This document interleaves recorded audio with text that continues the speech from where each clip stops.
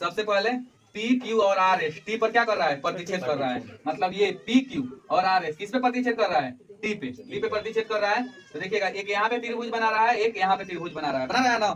अब देखिएगा त्रिभुज के दो कोण, एक कोण और दूसरा कोण का मान दे दिया है, तो हमें तीसरा कोण का मान निकालना है। तो यहाँ पे देखिएगा पी आर टी, मतलब पी आर टी हो गया, तीनों का योग कितना हो जाएगा 180 डिग्री।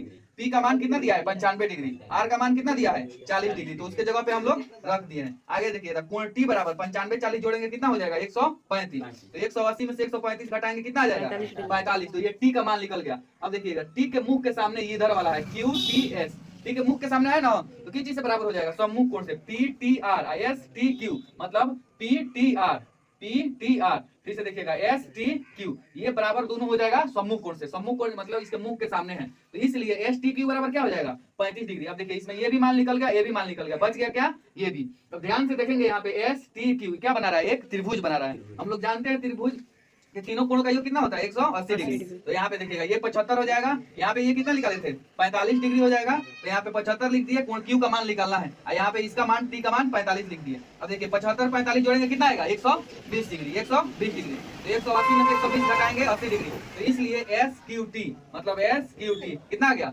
60 डिग्री।